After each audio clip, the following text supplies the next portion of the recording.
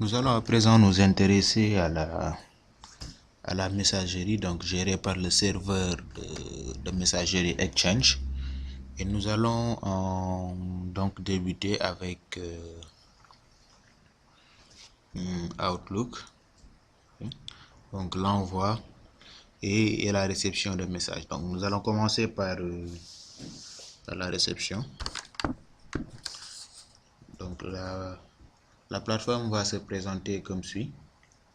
À l'extrême gauche, vous aurez l'ensemble des documents, des dossiers relatifs au compte, ici test MIT, actuellement le compte utilisateur, parce qu'il est possible de connecter plusieurs comptes et d'avoir une liste de comptes ainsi que les dossiers de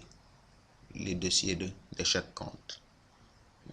Donc dans la deuxième partie, vous avez un espace de recherche qui vous permettra de filtrer les messages, donc pour en chercher d'autres, et en fonction du document où vous êtes, vous aurez ci-après la liste des mails qui s'y trouvent. Donc à l'extrême droite, donc ici, c'est le plan d'affichage, c'est le champ d'affichage du mail. Donc pour qu'un mail s'affiche, vous avez juste à le sélectionner. Donc ici les deux mails sont sélectionnés, donc il advient plusieurs options par rapport à ces deux mails. Mais non, pour juste l'affichage, il vous suffit donc d'en sélectionner un. Maintenant, par rapport à un mail reçu, nous avons des options. Donc vous pouvez répondre à ce message, donc à l'expéditeur.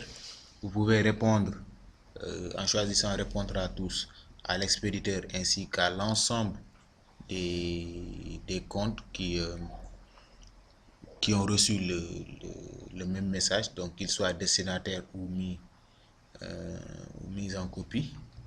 Ou vous pouvez tout simplement transférer le mail à un autre compte. Donc pour plus d'options, vous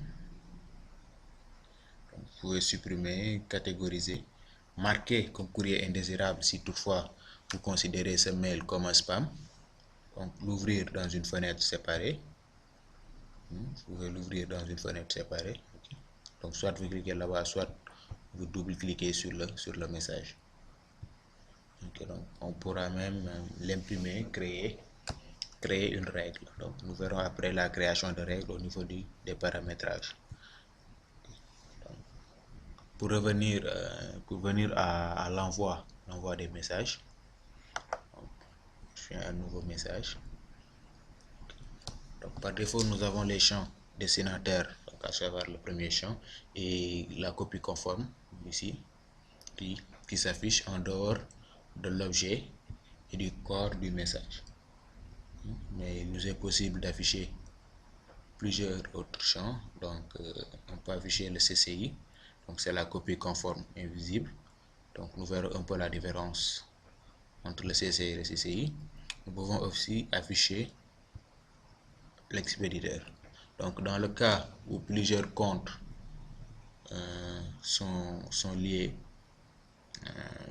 à ce compte, parce qu'il est possible de lier un autre compte à celui-là, il se peut que en envoyant un message, un mail, donc il nous sera possible de choisir parmi les comptes liés lequel utiliser.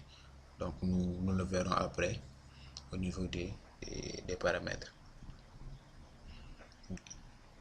Donc le premier champ A, c'est un champ qui peut contenir les destinataires. Donc les destinataires de ce message donc seront mis au niveau du champ A. Donc il peut y exister un ou plusieurs destinataires.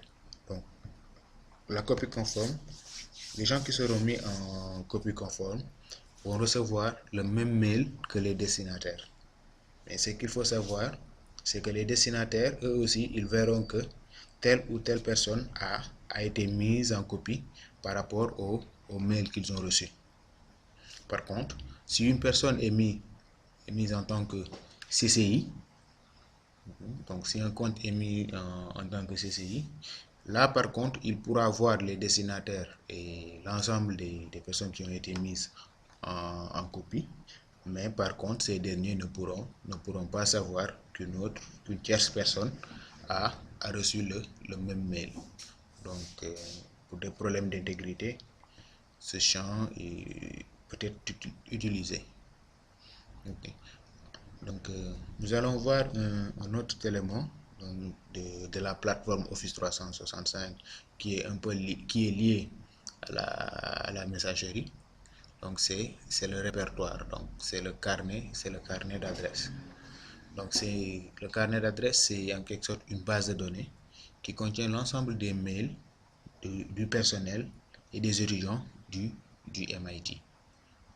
Donc, pour accéder à ce carnet d'adresse, donc pour envoyer un mail à quelqu'un du MIT, il vous suffit juste de mettre son nom. Par exemple, notre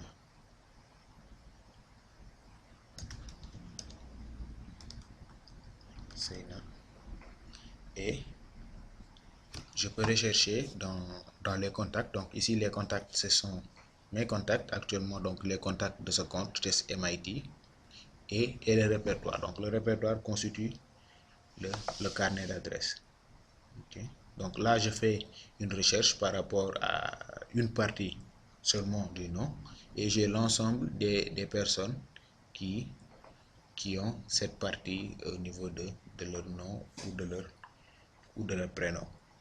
Donc à partir d'ici, okay, on peut choisir la personne à laquelle envoyer un mail, ou bien j'aurais pu seulement, okay,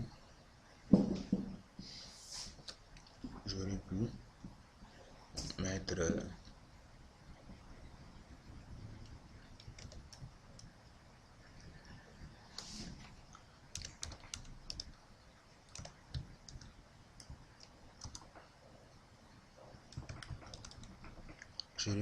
le nom et sélectionner vérifier les noms.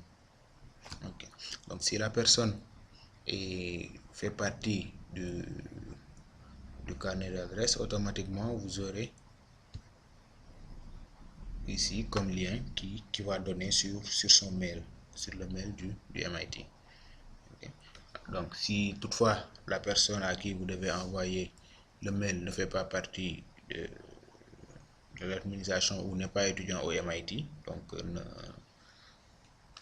si sa plateforme de messagerie est différente de la nôtre, donc là il va falloir mettre son mail au complet. Donc si aussi il ne fait pas partie il n'est pas enregistré comme contact. Ok. Donc la même chose est possible pour le champ copie conforme, donc CC. Okay. Donc on peut cliquer sur CC et donc là en fonction de mes contacts, donc actuellement ce compte n'a pas de contact ni de groupe.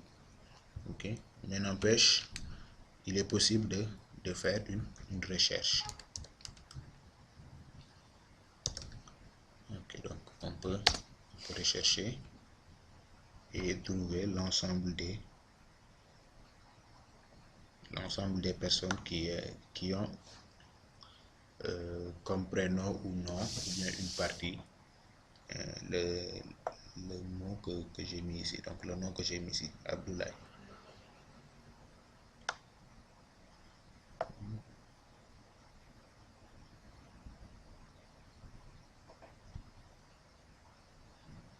Donc une fois que je sélectionne la personne, je clique sur le plus d'à côté. Et ok. Donc que ce soit le destinataire, le ou les destinataires, donc les personnes qui seront mises en copie, donc CC ou en CCI, vous pouvez passer par le carnet d'adresse ou bien mettre son nom et le vérifier. Okay.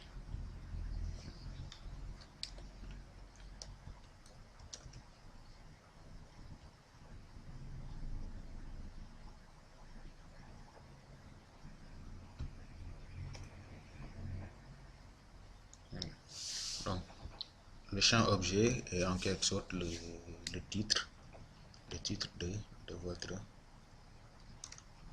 message.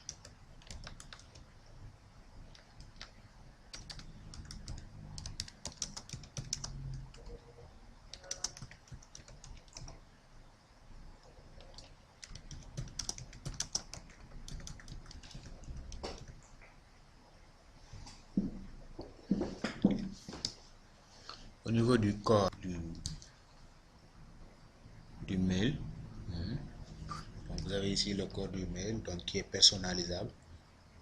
Là vous retrouvez les options en général que nous retrouvons au niveau de la suite bureautique de Microsoft, donc Microsoft Word. Ok, donc il nous est possible ici de personnaliser le mail à envoyer. Okay. Donc, on peut changer la police, la taille. Okay. Et pour afficher plus de fonctionnalités, donc vous cliquez ici et vous affichez les fonctionnalités que vous voulez utiliser.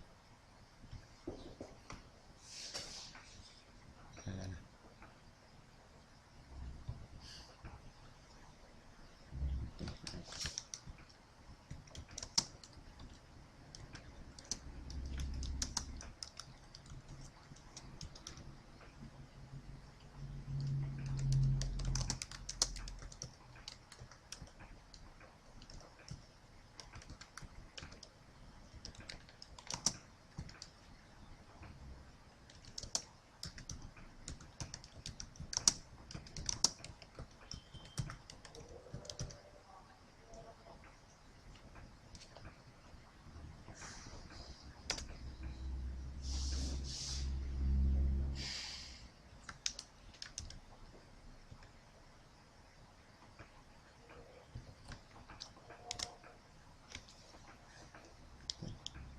Donc, nous allons aussi voir qu'il nous est possible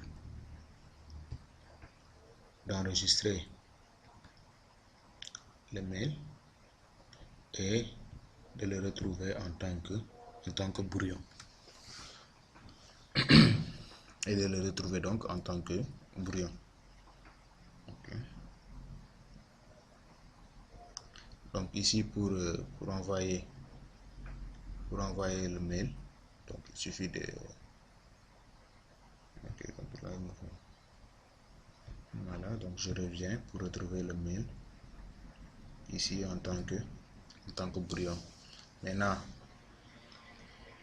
pour envoyer le mail, il suffit de cliquer sur poursuivre la modification et retrouvons le mail donc comme nous l'avons enregistré et donc prêt à être envoyé. Voilà. Donc là il vous est possible de définir l'importance du mail que nous allons envoyer. Donc à savoir que les mails peuvent être conservés par l'expéditeur. Okay. Ils peuvent être triés via l'importance, okay, donc du niveau de priorité que peut bien avoir le mail. Donc, ce qui s'agit des options de messagerie, nous allons y revenir. Okay.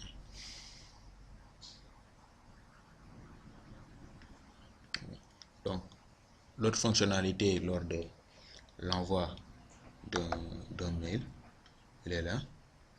Donc c'est la fonctionnalité insérer. Donc ici il est possible d'insérer une pièce jointe. Donc si vous cliquez sur insérer une pièce jointe, une fenêtre de navigation voilà, va s'ouvrir et va vous permettre d'attacher un fichier au mail que vous allez envoyer. Donc là je prends l'image qui est là, la première image. Donc voilà, c'est cette image là que je vais attacher au mail. Okay. Donc Ceci peut être, vous pouvez utiliser des images d'autres fichiers. Donc là, l'autre insertion possible, c'est l'insertion d'image. Donc je vais choisir le même fichier pour qu'on puisse voir la différence entre l'insertion de pièce jointe et l'insertion d'image. Voilà. Donc ici, c'est le même fichier qui est choisi en tant que pièce jointe et aussi qui est aussi choisi en tant que pièce. Okay. Donc si le fichier est choisi en tant que pièce jointe, il est attaché au mail. Par contre, si l'insertion c'est fait comme une image, donc vous l'aurez l'image intégrée, voilà, insérée au niveau du corps du message. Okay. Donc l'autre insertion ici, donc c'est l'insertion de la signature. Donc par défaut, si vous cliquez sur insertion de la signature, il n'y a rien évidemment. Donc c'est quelque chose qu'il va falloir d'abord paramétrer. Okay, donc nous y reviendrons avec les paramètres. Donc ce message peut être envoyé. Donc les éléments envoyés, vous les retrouvez à ce niveau.